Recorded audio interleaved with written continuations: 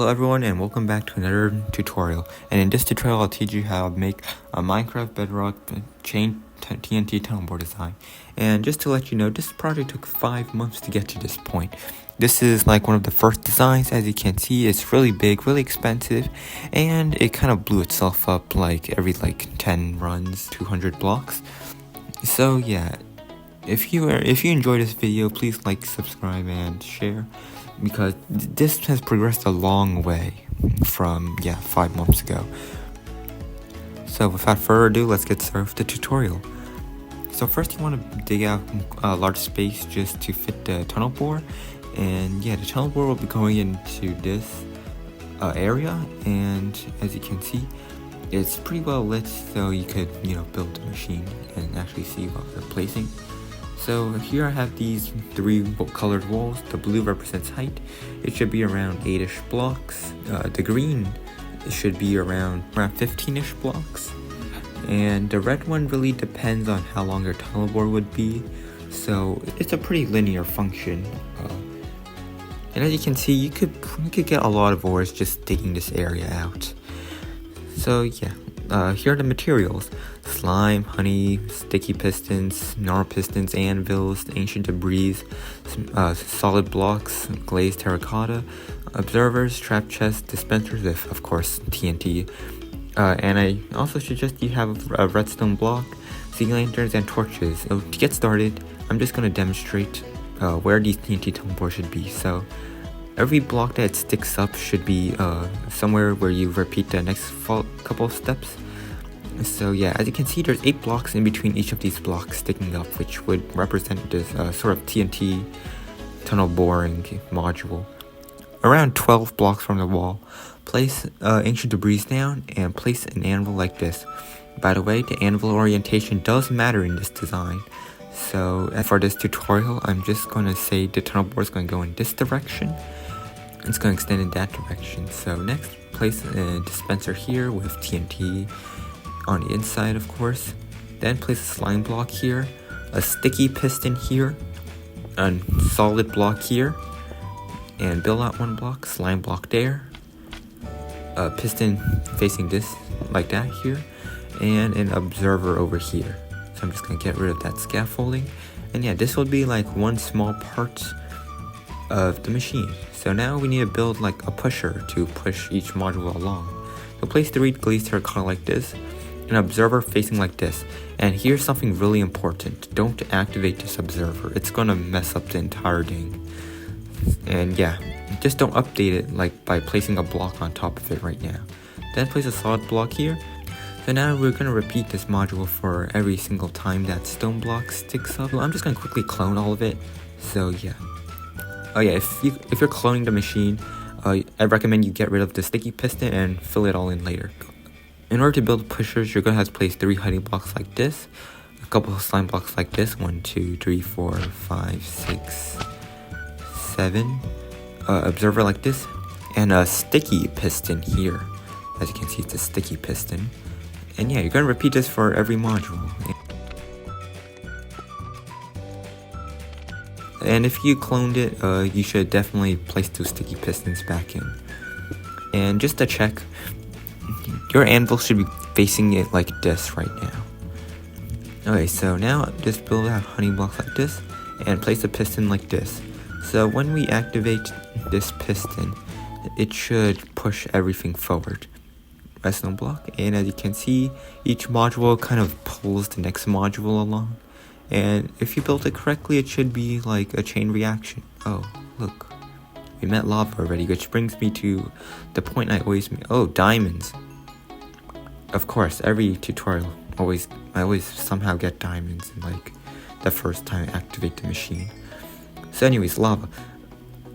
You want to get rid of any unmovable or liquid blocks in front of you, which are like lava, water, obsidian, all those normal stuffs. And you really want to get rid of them because it's not going to explode into liquid, and it's just going to get stuck on those unmovable solid blocks. So next, after you got rid of that, you could also place sea lanterns or movable light sources over here. just so you could see in front of your machine better. Of course, you could always place torches behind your machine if you want that option as well. It works. So yeah, now as you can see, I could kind of see this front of the machine now. So if I push it again, as you can see, it all moves forward in this nice organized fashion, and yeah.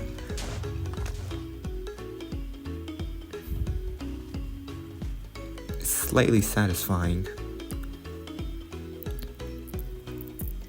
However, now you might notice a problem. Placing pistons and redstone blocks for every push is not the most fun experience. So place a normal piston like this, a trap chest under it, a sticky piston here, and 3 slime blocks like this, an observer facing upwards, and a normal piston like this. And since I built this upon the wall, I can't really activate it properly like this, so you could just place a block on top of that observer to expand the machine. And now the trapped chest should now activate and things should start moving along. Also, reminder, don't spam the button. There are many cases of people blowing up tunnel boards accidentally because they hit the button too quickly. Some of you may be running into an issue right now where your machine sort of acts like this when you open the trap chest. It just like goes back and it's trying to use like a flint and steel in like a chemistry lab. Basically, it works like 2% of the time. So just place a slime block here and a trap chest there, and just use the top chest to push the machine and the bottom chest to advance the pusher forward. So you basically just have to open 2 chests every time you want to move the machine forward. Bottom, top, and yeah, it moves along. So when you're using the machine, you should definitely keep a close eye and load the entire machine while it's running, okay? Because I don't want someone to be in the comment section asking why their tunnel board keeps exploding itself, because it's 200 times the render distance in length. So don't do that. Make sure you can load the entire thing. So look, here's a ravine. And it seems like this tunnel board is going to hit the water, so you want to get rid of this water source because it's going to spill in and it's going to, cause TNT not to explode, which is very sad because your tunnel board has a chance of exploding at that point. Make sure all these slime blocks are like lined up. So like right now, that's an example of not lined up slime blocks. So here's an example of it not being lined up. As you can see, these honey blocks and slime blocks, they're not lined up properly with the next module, which means there's an issue here. So if we look at the issue here, we can see that it's these tough blocks getting stuck on here. So as you can see here, all modules have the observer facing upwards on top of the sticky piston except for this one. So this one seems to be the problem. So if you activate the observer like this, as you can see, it sort of moves along. Of course, you have to get rid of any obstructions before this. And now, don't break the slime block.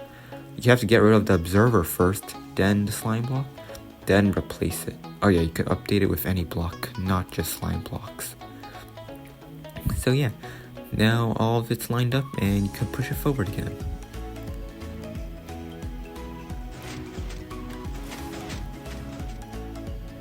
Some general tips about safety: make sure that your tunnel, there's no excess blocks in front of your tunnel board, because it could get stuck and the machine's going to stop moving eventually. I say this in every tunnel board tutorial video. As you can see here, this tough block, it's going to start touching the machine in some cases. So yeah, don't make any extra blocks stick onto the machine. If the segment for pushers break, you should fix it. So now, it may not work the best in Overworld, but you know what does work in? Yeah, the Nether. So as you can see here, I set this sort of layered experiment sort of thing and just sent a tunnel board design through, and yeah, here are the results. So it went through the Netherrack really easily, and soul sand and soul soil. And yeah, blackstone, it didn't go so well. Ignore the texture pack. It can't go through blackstone so well, but it can go through gravel pretty well, and it can't really go through solid gold blocks very easily, but it could break individual ones. You're never going to find all this gold clumped up. as a single gold block source, okay? So it's kind of extreme. So yes, this is a pretty viable option if you want to make a tunnel bore in the Nether. Just you gotta get rid of a lot of lava and yeah, watch out for blackstone and solid regions of gold blocks. Is it just me or does this look like those 100 layers of like steel videos or something? I don't know, I think it's just me. Okay, so after running the tunnel bore for quite a while and getting rid of the tunnel bore, you can see it could clear out a pretty big distance. Yeah, basically sorry. You have to kind of watch the machine to make sure it doesn't stick onto extra blocks. But it works pretty well in the Nether, so thanks for watching. And remember to like, subscribe, and comment and share if you have any questions or need help. Of course, you could comment. And yeah, try to help you. And thanks for watching.